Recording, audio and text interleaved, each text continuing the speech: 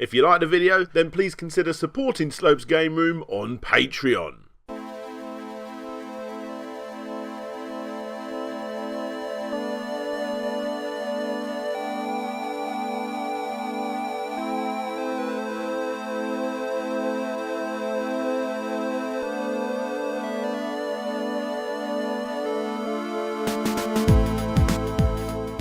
Oh guys, so I suppose we should probably talk about Streets of Rage 4, right?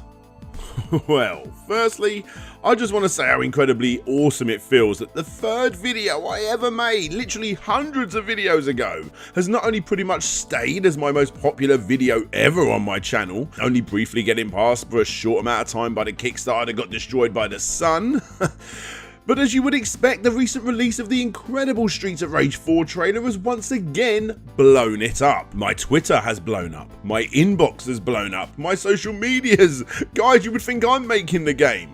I cannot thank you enough. Seeing a new Streets of Rage game is an absolute dream come true for me, and it's actually a little bit emotional. And with you guys constantly wanting to know what I think, well, honestly, it's all very, very overwhelming. So again, guys, thank you all so much. I don't normally do opinion videos, trailer reviews, reactions, predictions, anything like that. I'm far more of a wait till it's done and get the whole complete story or the complete history video. You know, that's more me. But this is Streets of Rage, and I feel like I owe it to you guys to talk about it. Normal viewing will resume this weekend. Right, straight off the bat, as you know, I do work closely with Sega on quite a few retro-like projects, and a lot of you have been asking what I'm doing with Sega regarding this. Well, just like their social media pages, they haven't said anything about Streets of Rage to me. We are talking about other stuff, just not this. So please, I cannot state this enough. This isn't me saying I'm not obliged to say or I cannot say or anything like that. I literally don't know any more than what you guys know. Obviously, when updates come, if I get them and I'm allowed to talk about them, then you guys will be the first to know. Okay, so Sega, they're not talking to me. And to be fair, they're not really talking about the game at all. Looking at the social media pages, again, like I said, there's nothing. The only thing that we have to go on is the in association with Sega logo at the beginning of the video. In fact, they are far from the standout names associated with this project. .emu or MU, whatever you want to say, Lizard Cube and Guard Crush are the guys taking the center spotlight here, and although that was crushing to hear at first, it sort of makes sense. .mu and Lizard Cube have developed and published some incredible games that the new retro fans out there like myself honestly really love. Most notably Wonder Boy 3, The Dragon's Trap, which in my opinion is probably the greatest remake ever made. A literal perfect version of a classic Master System game. Literally nobody else could ever do that game better. And then you got Guard Crush, who made this. Yes, a proper review of this game will be coming onto this channel soon, as I've recently purchased the game, and how could I not? So be sure to look out for that when it eventually comes. Now, when you put both of these two games together, Streets of Rage makes sense. And although at first, after getting over the belief that this was not a fan project but instead a fully licensed Sega game, I'm alright with it. As of the making of this video, this short 53-second trailer has been watched 782,489 times. And I reckon that a good 50, 60, 70, 90% of that was all watched by me. I have watched this over and over again, guys, honestly. Wondering if Axel's trainers have got that Sega logo on the other side before he ripples the reflection of the Pine Pot logo. Oh, look, there it is again. What's this dunk shop selling? How much older is he here, considering now he's got the beard, but you know, Blaze still looks like she's pretty much the same age. How this background is the same as this background and will hopefully be an amazing animation, perfectly morphing into the gameplay. I'm making a mountain out of a molehill here, sure, because this is all we've got. 53 seconds of mostly cutscenes.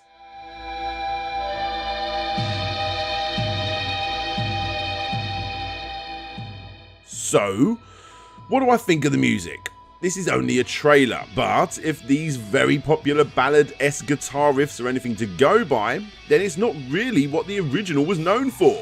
Sure, you could argue that the intro to Streets of Rage 1 is technically a 16-bit rendition of what this would sound like, and you know, if that is what they're going for, they've done a pretty good job. And if that is the case, I think it's safe to assume that the rest of the soundtrack will be that classic, awesome, retro-infused jazzy house music. That is, unless they go all gabbified like they did with the third game. Although, I would highly doubt that. In short, this soundtrack is a fusion of power ballads and 90s street sounds beats that I am all for. Only time will tell if Yuzo Koshiro is involved, but you know, let's be honest, considering he tweeted that he can say nothing about the Streets of Rage 4 things right here, I think we can all agree that he is at least going to be involved in some way. Also, he's sort of touring the world a few times playing Streets of Rage music. Yeah, I think he's up for it. Okay, next up is the tiny amount of gameplay and art style. From what we can see, the special A moves are back from number 2 and 3, and they're exactly how we remember them. The way the bad guys get knocked back is pretty much exactly how I want them to look, although a few extra frames of animation into this guy would be nice. But most interesting of all was the choice to change this from a clean pixel art style to the very European looking animation style. At first, I wasn't too sure, but the more I think about it, the more I think it's what I wanted for Sonic Mania originally. I always pictured in my head the perfect next Sonic game, you know, because we waited so long for it. Not necessarily in this exact style, but after pixel art, in my mind, you know, that sort of Dead Leaves, Go Fast or Go Home, obviously still 2D style of gameplay, was the way to go in my mind. Sort of like how Wario Land moved over to the shake dimensions and, you know, Boy and His Blob did, well, Boy and His Blob. I'm not taking away anything from Sonic Mania, not at all. It's easily, absolutely easily my favourite game of last year, and honestly I can't remember a time when I completed a game so much.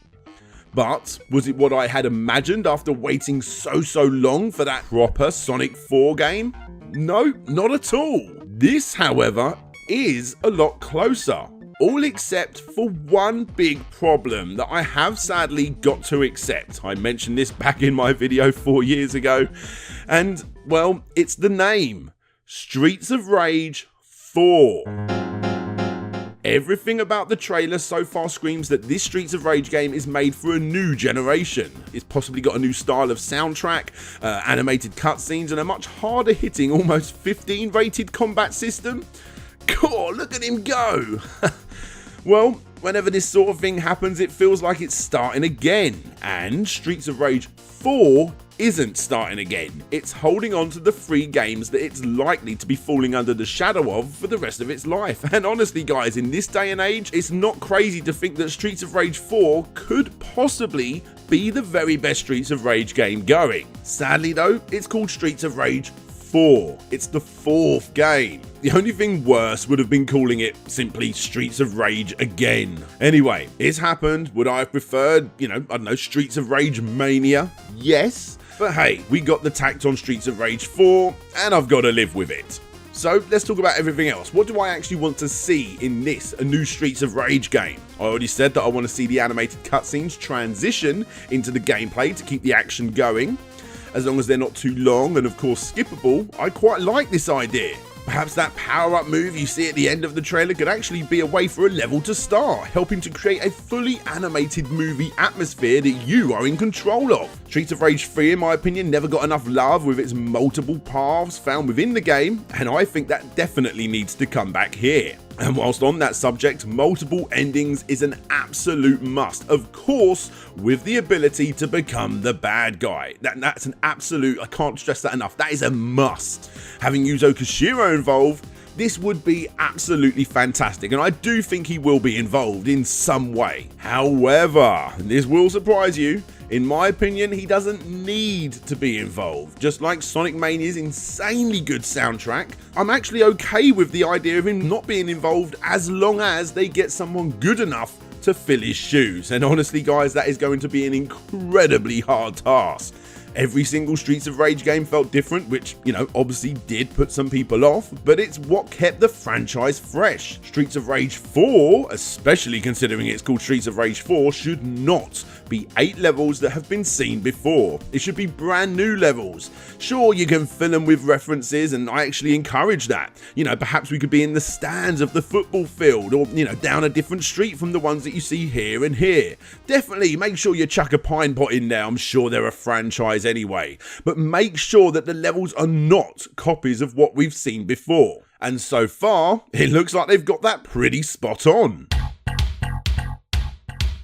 Fill this bad boy with characters not only old, but most definitely new. I don't care if I have to unlock them, but please, from the get-go, do not let me just have 2 characters to choose from. Everyone's talking about Adam, and I'm with them. Give us Adam. And finally, add a couple of new mechanics. I can't stress this enough. Don't go crazy with it. I don't want this to become an RPG fighter, but add something new so that the series isn't just a throwaway carbon copy of what we've had before, but instead a progression for the series, which is what the series has been up to this point. We've seen so many classic 2D fighters make a bit of a comeback lately, and some of them have been good and some of them have been a little bit mediocre. Because when playing them, they all have to answer to the game series that literally set the mark so incredibly high. Try and find a new age 2D brawler and not hear someone reference it to Streets of Rage, for God's sake. And because of that, this is the biggest problem. Streets of Rage 4 has a hell of a lot on its shoulders. It's bearing that classic Streets of Rage name. And featuring those classic characters is a literal dream come true for me, as well as plenty of other fans that have been waiting so incredibly long for this incredible game series to finally get a comeback. And now, it's finally here. Besides Sonic, which we've had, and Shenmue, which we've got and are getting again soon, Streets of Rage 4 is the most important Sega property to finally see the light of day.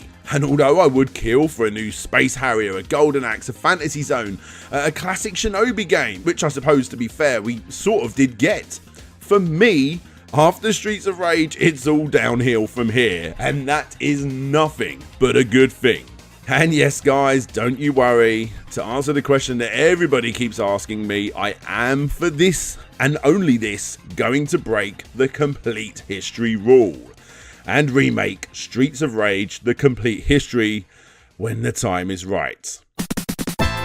Guys, what an incredible time to be a Sega fan. Thank you so much for listening to my rambling opinions. I really do appreciate it.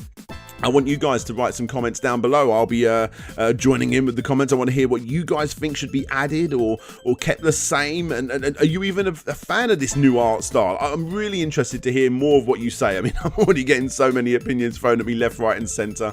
But guys, this is an absolute dream come true for me. Thank you all so much for, wanting to find out what I thought and all that sort of stuff. There is a link down below if you want to see my about half an hour after it went live stream that I did that's unlisted on my channel. Go and check that out if you want. But guys, anyway, I'm going to leave it here. So yes, this is DJ Slope. This is a very happy DJ Slope signing out, and hopefully I'll see you all next time.